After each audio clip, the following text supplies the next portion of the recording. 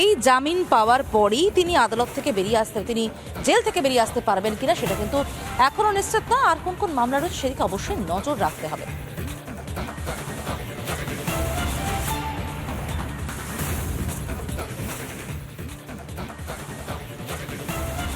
আরও একবার জানিয়ে রাখতে,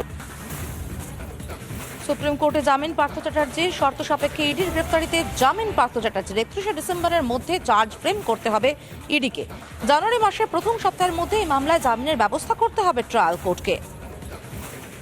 আমাদের সঙ্গে রয়েছেন বিজেপির রাজ্য সভাপতি সুকান্ত মজুমদার, কথা বলবো তার সঙ্গে। সুকান্ত বাবু, পার্থ চ্যাটার্জি তো জামিন পেয়ে গেল, এখনো পর্যন্ত চার্জ ফ্রেম হয়নি। 31শে ডিসেম্বরের মধ্যে চার্জ ফ্রেম করার নির্দেশিকা দেওয়া হয়েছে ইডিকে।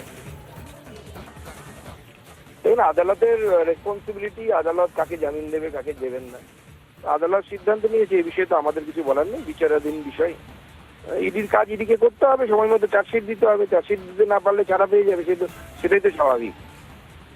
সুকান্তবাবু, যে অভিযোগ বারবার ওঠে বিভিন্ন মহল থেকে যে ইডির কাজ নিয়ে প্রশ্ন ওঠে, ইডি তো গ্রেফতার করলো, এত কোথায় কিছু প্রমাণ করতে পারলো, এই ধরনের প্রশ্ন তো বারবার ওঠে। আপনারও কি মনে হয় যে এই গ্রেফতারিগুলো আলটিমেটলি রাজনৈতিক উদ্দেশ্য প্রণোদিত বলে যে অভিযোগ উঠছে সেগুলোই প্রমাণ হয়ে যাবে? এরকম কোনো বিষয় নেই। ভারতবর্ষের আইনের মধ্যে এমন কিছু লুফোলস আছে যে লুফোলস দিয়ে অপরাধীরা বেরিয়ে যায়। শুধু রাজনৈতিক অপরাধীরা, অনেক অন্যান্য অপরাধীরাও বেরিয়ে যায়। যদি আমরা 2G 3G স্ক্যাম দেখি, সেই স্ক্যামে আমরা দেখতে পাবো আদালত বলছে যে স্ক্যাম হয়েছে, তার জাজমেন্ট বলছে এবং আদালত বলছে স্ক্যাম হয়েছে, এবং সেই স্ক্যাম হওয়ার পর সমস্ত চুক্তি বাতিল হয়ে গেছিল এবং নতুন করে সেই টেন্ডার হয়েছিল এবং নতুন করে সেই স্পেকট্রাম বিক্রি হয়েছিল। অথচ সেই আদালতই কাউকে দোষী সাব্যস্ত করতে পারলো না। অর্থাৎ একই আদালত একই আইন বলে, একধারে বলছেন যে হ্যাঁ সত্যিই চুরি হয়েছে, কিন্তু বলছে যে চোর কেউ নেই। দুটো তো কন্ট্রাডিক্টরি। কিন্তু ভারতবর্ষের আইনই এরকম, কি করা যাবে? আইন তো আর আমরা বানাইনি। সুকান্ত বাবা, শেষ প্রশ্ন। পার্থ চ্যাটার্জিকে প্রভাবশালী বলা হয়, প্রভাবশালী বলে আদালতে বারবারই বক্তব্য উঠে এসেছে।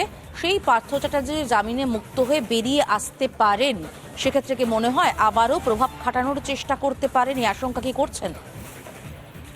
অবশ্যই সেই সম্ভাবনা তো থেকেই যাচ্ছে, সেই আশঙ্কা থেকে যাচ্ছে। যেহেতু উনি একজন প্রভাবশালী ব্যক্তি, একজন এত বড় ক্যাবিনেট মিনিস্টার, এবং একসময় মমতা বন্দ্যোপাধ্যায়ের পর ওনাকে সব থেকে শক্তিশালী লিডার হিসেবে ধরা হতো অভিষেক বন্দ্যোপাধ্যায়ের আসার আগে। তো স্বাভাবিকভাবে তার সেই ক্ষমতা আছে সেটাকে প্রভাবিত করার। ধন্যবাদ আমাদের সঙ্গে কথা বলার জন্য। আমরা কথা বলছিলাম বিজেপির রাজ্য সভাপতি সুকান্ত মজুমদারের সঙ্গে।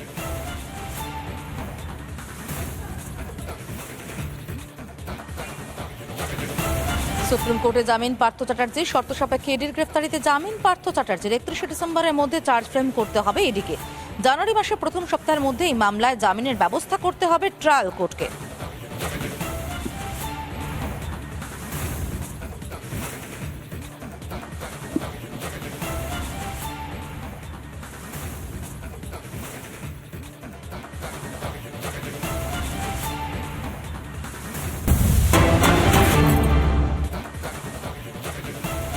এবার নজর রাখবো আমরা বাংলাদেশের খবরে। বাংলাদেশের চরম ভারত বিদ্বেষ। এবার তারেক রহমান যুগ্ম সচিব গণপরিষদে তার বক্তব্যকে ভারতীয়দের লাথি মেরে বের করে দিতে হবে।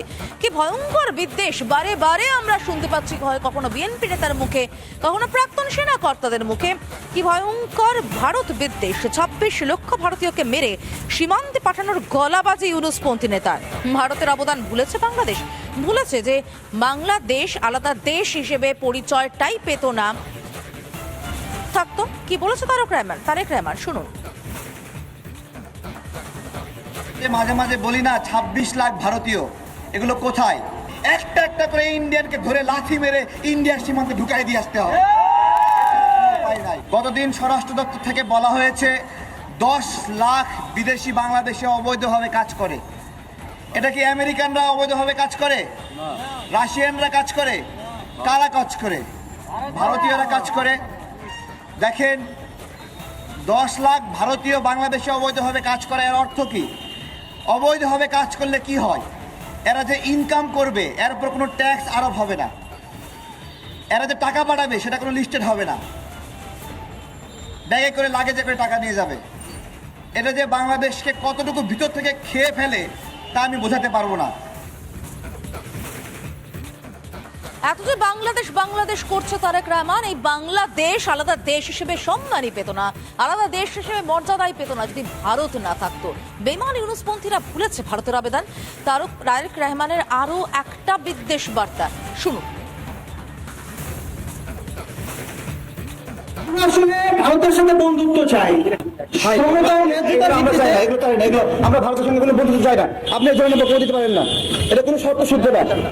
আচ্ছা এটা হাস করার জন্য না। আচ্ছা, আমরা ভারতের সাথে অবশ্যই শত্রুতা চাই না, শত্রুতা চাই যে অবস্থা আমরা সত্যতাই চাই, বন্ধুত্ব চাই না। আপনি এই ধরনের বক্তব্য দিন না।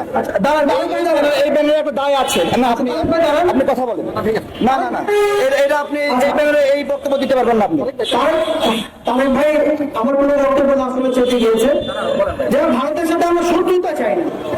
আমরা অবশ্যই ভারত প্রতিবেশী রাষ্ট্র হিসেবে, বৃহত্তর প্রতিবেশী রাষ্ট্র হিসেবে ভারতের সাথে বন্ধুত্ব চাই। এই শব্দটার সাথে আমি একমত। আগ্রাসন রুখে দিতে চাই, আমরা ভারতীয় আগ্রাসন রুখে দিতে চাই। তার মানে এই না ভারতের সাথে শত্রুতা তৈরি করতে চাই। ভারতের সাথে শত্রুতা তৈরি করা তো আমাদের কাম্য না।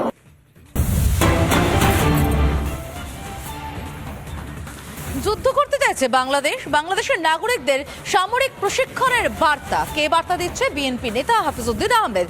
তার বক্তব্য, বাংলাদেশের সব যুবকদেরকে অস্ত্র প্রশিক্ষণ শিখতে হবে, তাদেরকে যুদ্ধে নামতে হবে। ভাত দেওয়ার নাম নেই।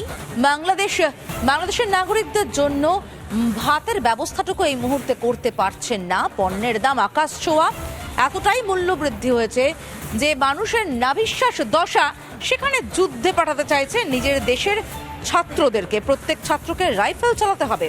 কি বলেছেন বিএনপি নেতা হাফিজউদ্দিন আহমেদ? শুনুন।